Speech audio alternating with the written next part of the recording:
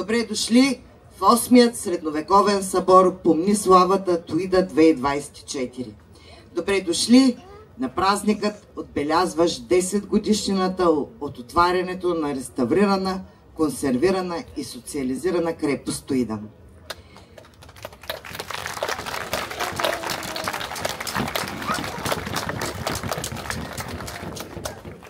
Казвам се Майя Иванова и за мен е огромна чест и удоволствие да бъда днес тук на тази сцена.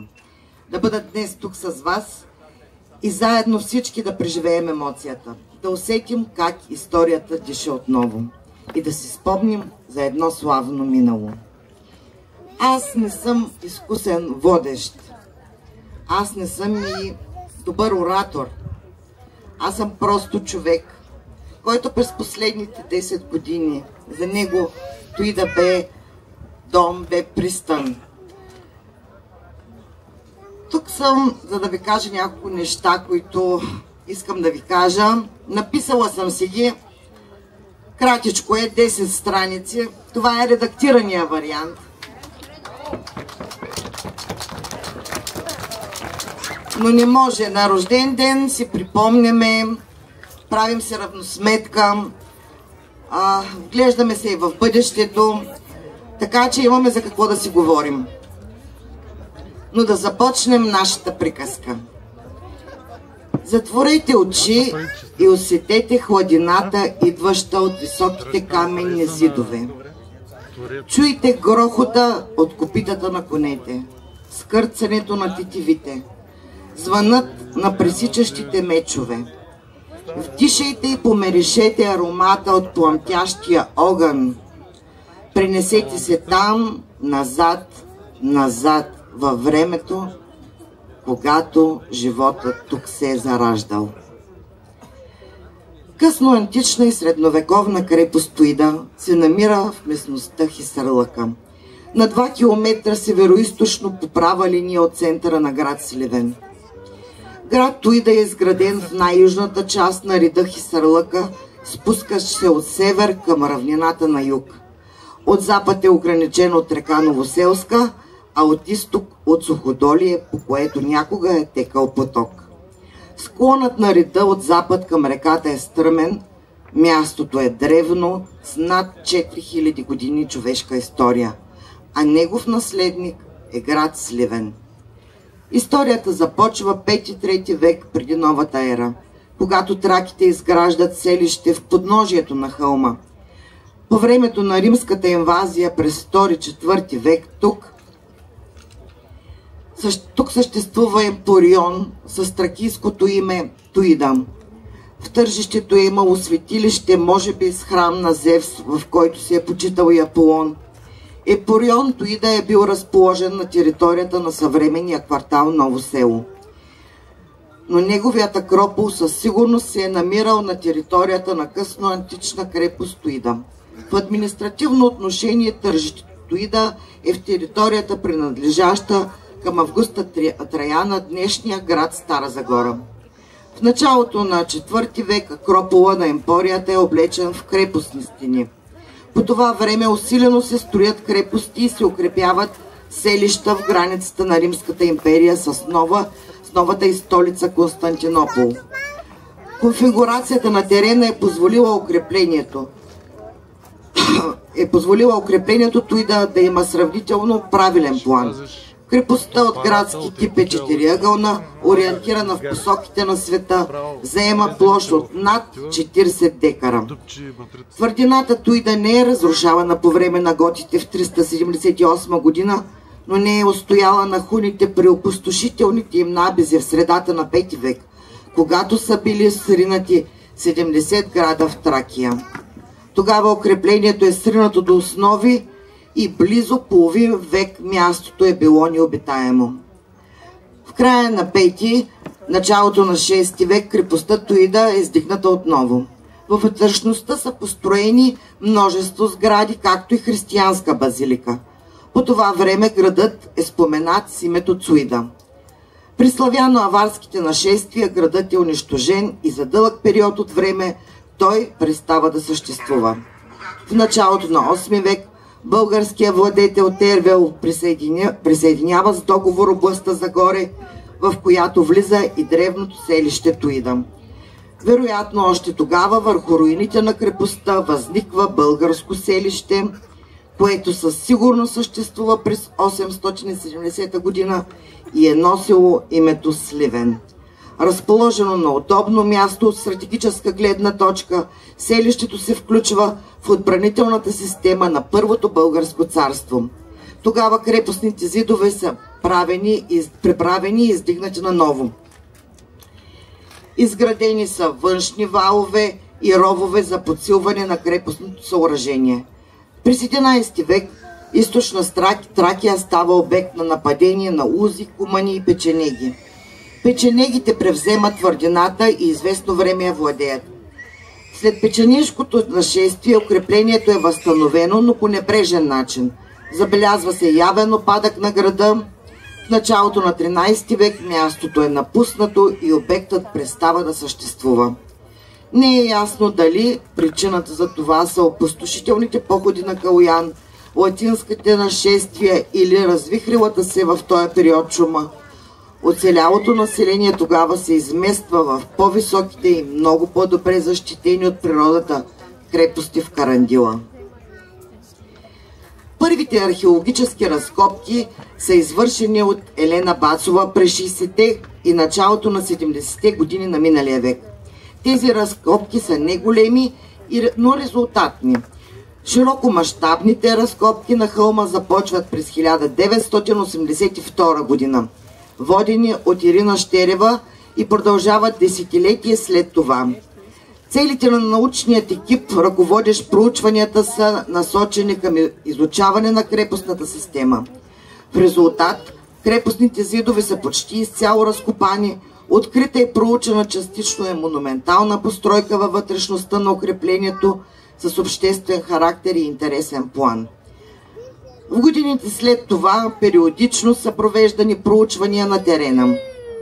По проект на община Сливен по оперативна програма Регионално развитие 2007-2013 крепост Туида бе реставрирана, консервирана и отвори врати за посетители през 2014 година. Следващите 10 години ги преживяхме заедно. Днес Туида е туристическото сърце на Сливен. Тя е предпочитано място за все повече пътешественици, търсещи духа на историята. Обектът печели десетки награди ежегодно и е все по-разпознаваем със собствен стил и работа и предлагаш уникални преживявания на своите туристи обект. Нищо от това обаче нямаше да е днес пред нас, ако не бяха Елена Бацова, Ирина Щерева, Мери Радева, Георги Ковачев, Николай Сираков и много други хора дали труда си да намерят нашата история. Всеки от тях е оставил следа зад зидовете на Туида и ние изказваме благодарност и уважение към делото им.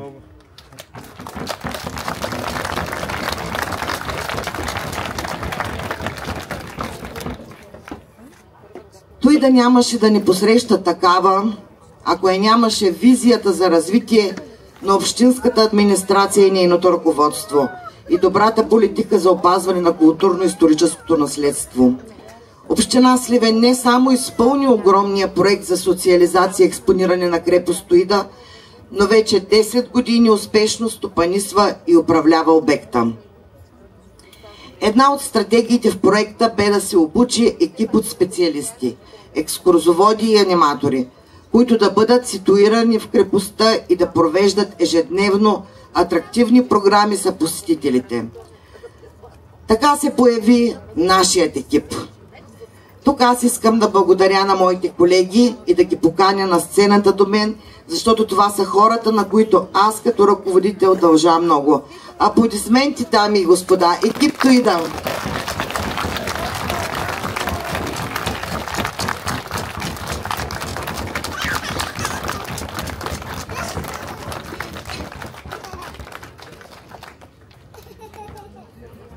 Моите железни момичета, да сформираш екип, да го обучиш, да развиеш потенциала му, да го накараш да приеме работата като кауза и да го задържиш е предизвикателство за всеки ръководител. Но те направиха задачата ми много лесна, като застанаха и застават плътно до мен и зад мен във всичко, което правя. Този малък, но с големи възможности екип посрещна хиляди посетители, създаде незабравими спомени за тях. С плам се впускаше във всяко предизвикателство. За 10 години този екип не направи 2 събития по един и същ начин. Винаги бяха нови, различни, запомнящи се. Благодаря ви!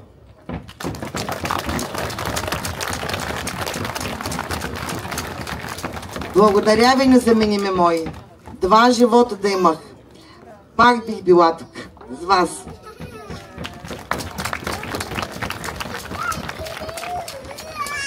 Разчувствах се. Така. Идвайки тук, вие виждате нас, крепостта, събитията, но не виждате колко хора има още за това. Не виждате всички служители в общинската администрация, които задвижват машината и благодарение на това днес сме тук, на това място и в тази емоция. Благодаря на колегите от община Сливен, на вратата на които сме почукали и в годините сме преминали през всичко заедно. А на една врата сме били ежедневно и никога не са ни върнали. И винаги казусите ни са били разрешавани на момента. Дами и господа, искам да поканя на сцената при нас инженер Стоян Марков, заместник-кмет икономическо развитие при община Сливен. И както винаги през годините е бил до нас, и днес той е тук, за да даде началото на 8-я средновековен събор "Помни славата, дойда 2024". Господин Стоян Марков.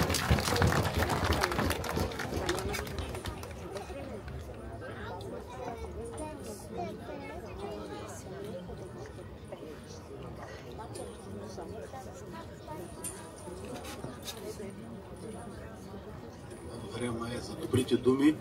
Няма човек как да не се разчувства, като чуе това нещо. Уважаеми съграждани, уважаеми участници в събора, скъпи гости, колеги, приятели, за мен е изключително удоволствие и огромна чест от свое име и от името на господин Стефан Радев, кмет на община Сливен, да ви посрещнем в едно от най-емблематичните места в нашия град. Място, което стана дестинация в туризма номер 1 под сините камъни. Добре дошли в крепост Стоида.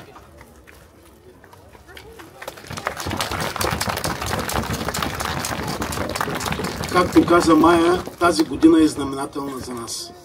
Навършват се 10 години, откакто крепостта беше социализирана и отвори врати за посетители. За мен обаче това са 20 години. 10 години преди това, заедно с екипа в общината, ние търсихме решение как тази крепост да бъде отворена. И се радвам, че през следващите 10 години, след като я отворихме, този прекрасен екип успя да я направи атрактивна и достъпна за гражданите и гостите на град Сливен, на нашия уникален град.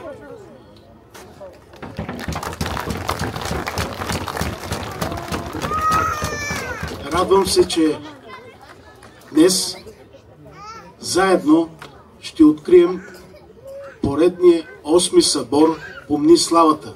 Ще посрещнем тези прекрасни участници, дошли отблизо и далеч в нашия град, да покажат традициите на нашия род, на нашата държава. И се радвам, че събития като това са полезни за идните поколения.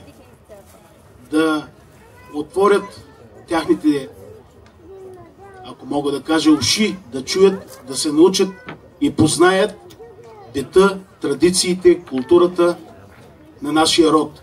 Да познаят военното изкуство и други положителни игри, които е имало през поколенията.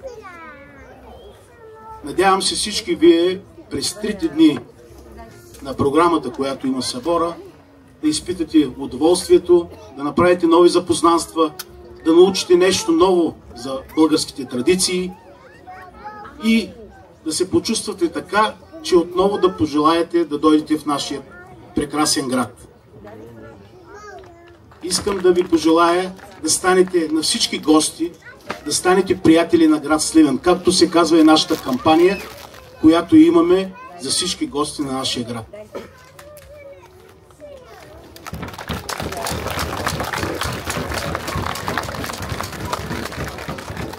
Пожелавам успех на всички участници, а на всички гости приятно изкарване на събора.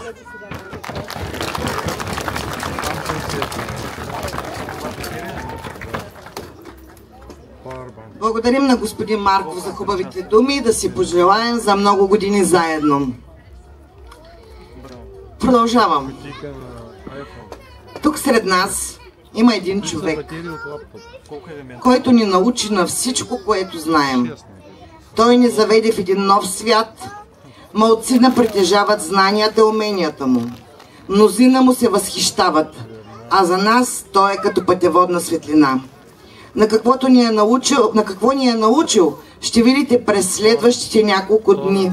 Но сега на сцената при нас искам да поканя Милен Петров. Човекът показал ни, що е това историческа реконструкция. Майстор във всичко, което прави и дал на нас, на всички участници и дал на България много от себе си.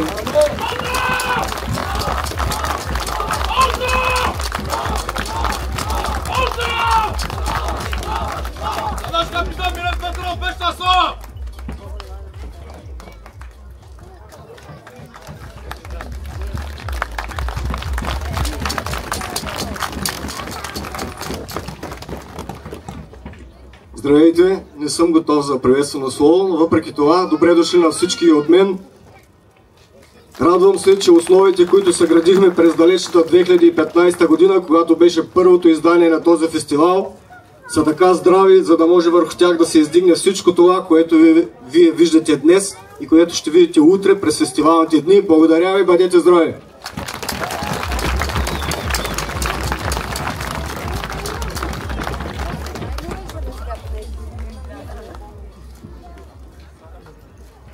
Средновековен събор Помни славата е събитие, което се организира в крепост Стоида от 2015 година и с изключение на годините на пандемията, то се превърна в ежегоден празник на историята. От 4 до 6 октомври за древните зидове на крепост Стоида ще си спомним за дедите ни. Историята ще оживее и заветът ще се възроди в 8-ият средновековен събор Помни славата Стоида 2024. По покана на община Сливен участници от цялата страна и чужбина ще пресъздадат живота и военното дело на обществата, населявали укреплението в периода от античността до края на средновековието. Посетителите ще могат да добият представа за бита, традициите, културата, обичаите и военното дело на предците ни. Гладиаторски битки, сблъсъци на тежко въоръжени армии, опитни стрелци, занаяти, пазар на роби, вкусни гозби, походни юрти и шатри, облекла и много други ще изпълнят фестивалните дни. Събитието ще припомни на нас и на гостите ни, че Сливен е с богата, древна и славна история. Всички тези живи картини ще бъдат пресъздадени от участниците, дошли от близо и далеч.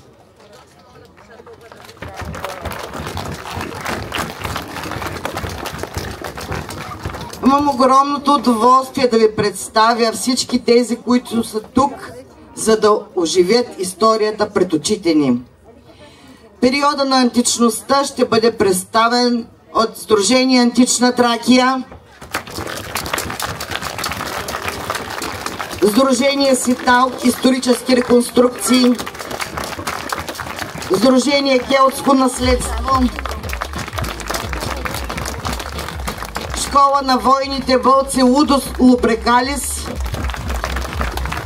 Гладиаторска група Лудос Тракс, Сдружение за исторически възстановки Вия Претория. Един от най-славните ни периоди, ранното средновековие, ще се представи от екип Туида. Видяхте ги вече. Клуб за средновековни военни изкуства Ратина. Клуб по бойни изкуства Грифон, град Сливен. Българска школа за старинни воински изкуства Величие. Сдружение за възстановяване и съхранение на българските традиции Ветохол. Група за исторически възстановки Железни гарвани. Школа по исторически бойни изкуства на кон Мадарски конник. Метал арчери. Гостите ни от Румъния, които пътуват и ще пристигнат през нощта на утре. Ще ги видим. Нокорс. Мариан и Мария Маньовски.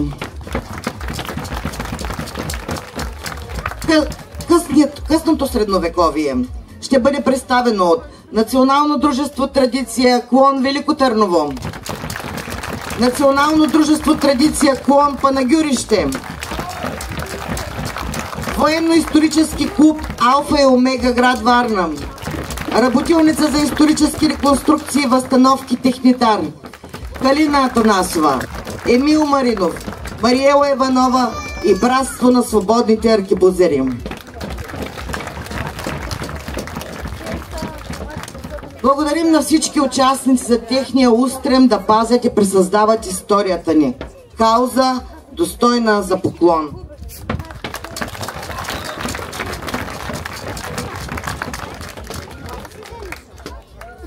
Дами и господа, скъпи посетители, мили приятели, идва ред да поднеса моите най-големи благодарности на Нейно Величество публиката. Благодарим ви, че сте винаги тук, че изпълвате сцената ни, че подкрепяте, че ни подкрепяте, че сте толкова търсещи и искащи повече, че водите децата си, че говорите за нас. Без вас тези 10 години нямаше да имат смисъл. Ще използвам един цитат от речта на Иван Вазов за неговият 70-ти рожден ден. Тая любов е навсякъде, дето топтят български сърца. Аз я виждам тук във вашите очи.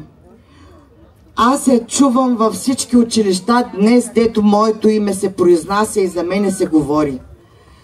Тая любов виждам в душите, които тя обединява.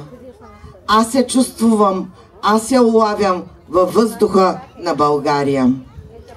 Така и ние, приятели, усещаме тази любов. Благодарим ви!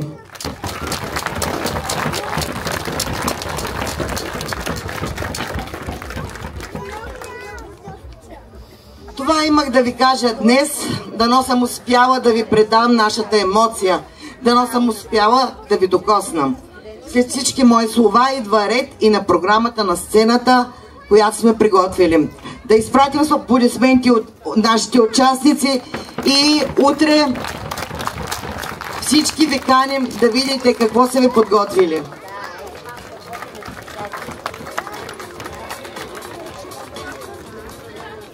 Докато слизат от сцената участниците в Средновековния събор, да ви представя какво сме ви приготвили и кой ще бъде на нашата сцена. Първо тук ще посрещнем група Фрея от Пловдив. След нея ще се насладим на хубавата музика на диджей Монита, огнено и светлинно шоу Паляче, разбира се, съгвоздие на програмата. За нашите сетива ще се погрижат Лазер Шоу България. Иван Стоянов ще се грижи за озвучаването, а за нашето осветление ще се погрижи Йордан Пенков. Аплодисменти за тях!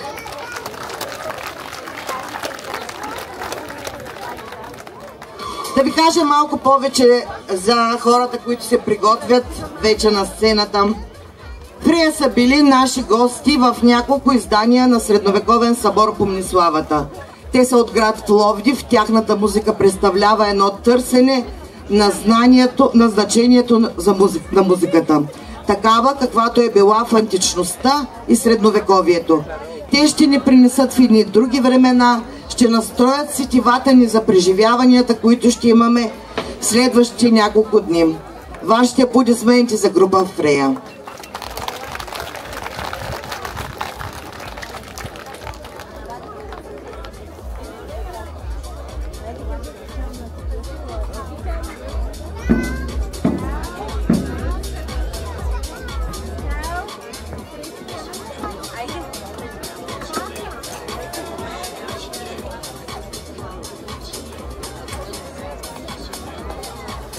Благодарим. За нас е истинска чест. Благодаря на Майя за това, че ни представи. Благодаря на публиката за това, че сте тук на този голям празник. Ние сме Фрея. За нас е чест.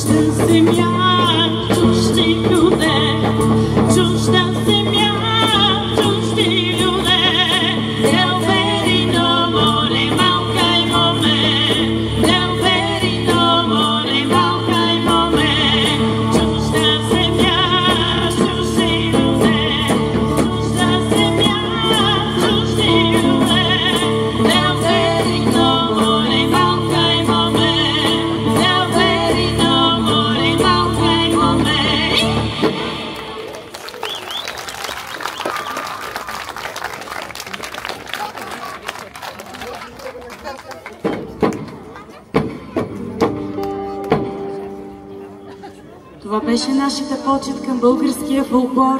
Сега ще ви представим една средновековна шведска фолклорна песен. Betida en morgon innan solen brann, innan fåglarna började sjunga, Vargatrollet friade till Fagerungers vän. Hon hade en falskeliger tunga. Hermaneli, tro loven i mig, och det jag bjuder så gärna.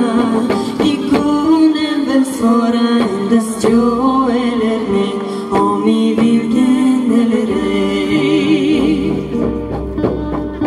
Ider vill jag giva det gungar ett tolv som går mot i Rosendelunde.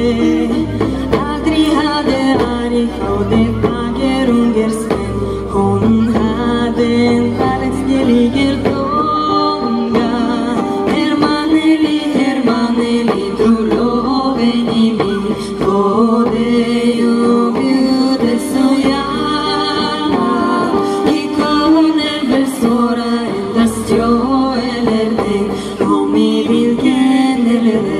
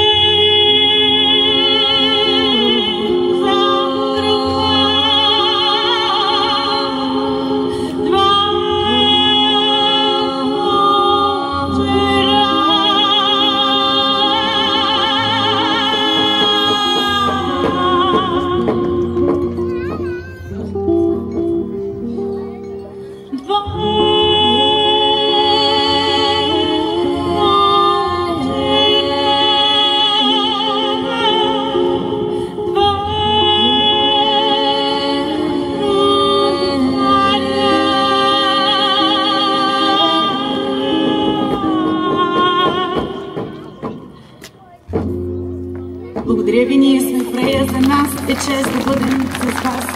Стивен, благодаря на Дуида за вечната вокална и за това, че работим толкова много заедно. На китари Добрин Стоянов, Лусия Велева, вокали, ударни Снежана Янкова, нашето младо попълнение и най-голямо вдъхновение Владислава. И аз съм Теодора Стоянова в Рея. Благодаря ви, за нас е чест.